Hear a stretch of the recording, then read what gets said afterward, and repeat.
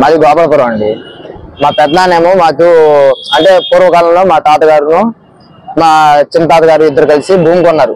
పక్క ఇల్లు అంటే భూమి అదేమో మాకు పంచిపెట్టని చెప్పి మేము అడిగితేనేమో మా తాత వాళ్ళేమో పంచట్లేదు మాకు. మా నాన్నగారినేమో చాలా రోజుల నుంచి వేధిస్తున్నారు, చేస్తున్నారు. రాంబాబు అనే వ్యక్తి మా అంటే ఊర్లో కాంట్రాక్ట్ రోడ్డు వేయడానికి కాంట్రాక్ట్ తీసుకున్నారు ఆయన కూడా మా బాబాయ్. ఆయన ఏం చేసిందంటే రోడ్డు వేపిస్తానని మా అంటే మా ఎదురు ఇల్లు ఎదురు అంటే భూమి తీసుకొని భూమి మీరు రోడ్డు ఇచ్చేస్తే అంటే రోడ్డు ఇవ్వడానికి మీకు భూమి ఇచ్చేస్తే మీకు భూమి వాటా పంచిపెట్టే హక్కు అదే పంచిపెట్టే ఇది మాకు ఉంది కదా, మేము పంచిపెట్టే అని చెప్పేసి సంతకాలు పెట్టించుకున్నాం మా దగ్గర. అంటే రోడ్డు ఇచ్చేస్తే మేము భూమి పంచిస్తామని రోడ్డు సంతకాలు పెట్టించుకున్నారు. అయితే మేమేం చేసామంటే సంతకాలు పెట్టిస్తారు కదా అని చెప్పేసి అదే రోడ్డు ఇచ్చేస్తా భూమి పంచిస్తారు కదా అని చెప్పేసి మేము రోడ్డు ఇచ్చేసాం వాళ్ళు వేసుకోమని చెప్పేసి ఇంటి ముందు నుంచి.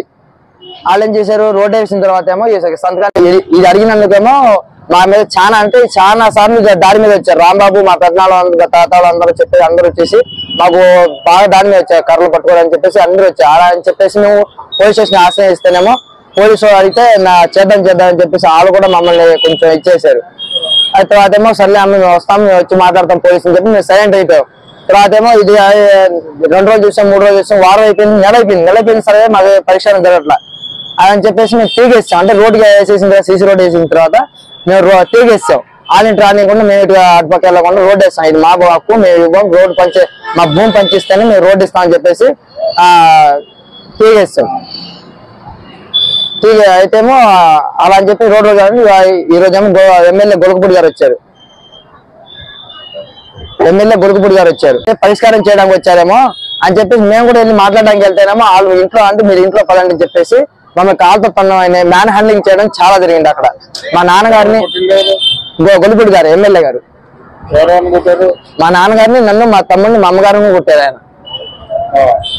ఆయన ఎంత చెప్పినా సరే వినిపించుకోకుండా అక్కడ ఏం పరిస్థితి అని చెప్పేసి అడగకుండా మమ్మల్ని అక్కడ ఉన్న న్యాయం కూడా మాకు చెప్పకుండా సరే మా ఇంటికాడ వచ్చేసి మమ్మల్ని దౌర్జన్యంగా బాగా అంటే మ్యాన్ హ్యాండ్లింగ్ అంటే ఎలాగంటే రౌడీ ఎలా చేస్తారో అలా చేశారండి. అక్కడ ఎంత అడిగినా సరే పోలీసు ఆపినా సరే మమ్మల్ని ఆపకుండా మమ్మల్ని మ్యాన్ హ్యాండ్లింగ్ ఫుల్ గా జరిగింది.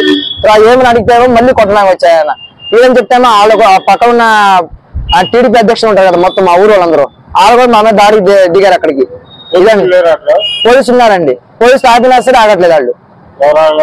ఎమ్మెల్యే గారు వాళ్ళ పక్కన ఇంకో ఆమె ఉంది, కొంచెం పొట్టుకున్నావా ఆమె కూడా బాగా అంటే ఆమె కూడా మా అమ్మ మీద మ్యాన్ హ్యాండిల్ బాగా చేసింది. ఆమె ఏమంటే అసభ్యంగా బూతులు మాట్లాడడం అయినా సరే ఆయన కూడా ఎమ్మెల్యే గారు బాగా మా అమ్మ ఎలా తిట్టారంటే అలా తిట్టారండి. ఒక పిల్లని తిట్టినట్టు తిట్టాను మా చెప్పాలంటే. అందులో మా అమ్మ మంత తాగేసింది. అదండి అక్కడ జరిగింది.